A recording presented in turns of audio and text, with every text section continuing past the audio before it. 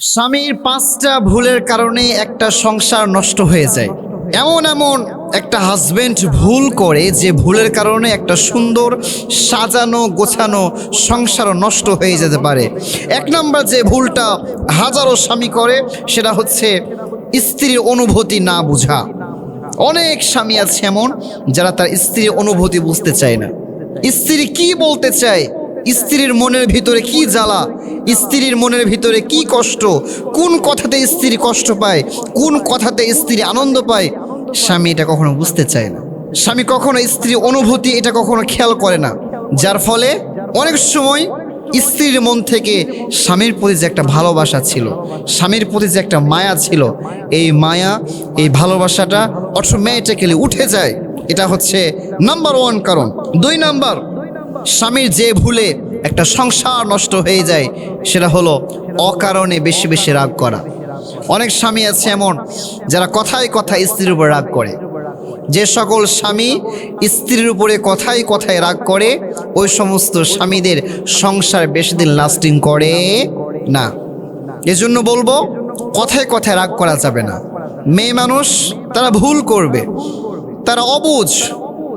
আল্লাহ তাআলা তাদেরকে সৃষ্টি করেছে বাঁকা হাড় থেকে।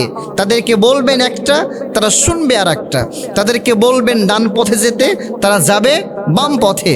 বাট এইভাবেই তাদেরকে বুঝিয়ে শুনিয়ে এরপরে তাদেরকে নিয়ে থাকতে হবে। তাদেরকে কথায় কথায় রাগ দেখানো যাবে না।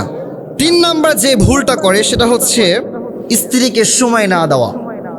অনেক হাজবেন্ড আছে কাজের জন্য এত ব্যস্ত হয়ে যায় যে স্ত্রীকে একেবারেই সময় দেয় না, এবং স্ত্রীকে সময় না দেওয়ার কারণে বর্তমান সোসাইটিতে সবচেয়ে বড় যে ক্রাইমটা বাড়ছে সেটা হচ্ছে পরকীয়া। যখন একজন স্ত্রী তার স্বামীর কাছ থেকে সময় পায় না তখন সে বাধ্য হয় পরকীয়ায় যুক্ত হতে। তখন সে পরকীয়ার মতো ভয়ঙ্কর একটা পাপের ভিতরে জড়িত হয়ে পড়ে। এজন্য বলবো খবরদার, নিজের স্ত্রীটাকে সময় দিবেন। আপনি যতই ব্যস্ত থাকেন না কেন, দিনে অন্তত 2টা ঘন্টা সময় বের করবেন, যেটা আপনার স্ত্রীর জন্যই আপনি সময়টা আপনার লাইফ থেকে সময় কাটাবেন। সপ্তাহে একটা দিন বের করবেন যে একটা দিন আপনার স্ত্রীর সাথে আপনি সময় কাটাবেন। সময় এটা অনেক গুরুত্বপূর্ণ জিনিস।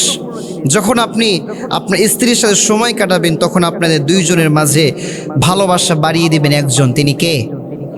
আর যখনই আপনি স্ত্রীর থেকে দূরে সরবেন তখনই আপনাদের মাঝে একটা বড় গ্যাপ, বড় একটা ফাটল সৃষ্টি করবে হচ্ছে শয়তান। এজন্য বলবো খবরদার, স্ত্রীটাকে সময় দিবেন।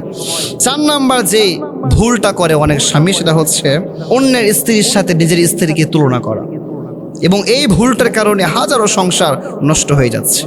খবরদার, অনেক হাজবেন্ডরা এখানে আছেন, সবাইকে আমি বলবো যে কখনো নিজের স্ত্রীকে অন্যের স্ত্রীর সাথে তুলনা করবেন না।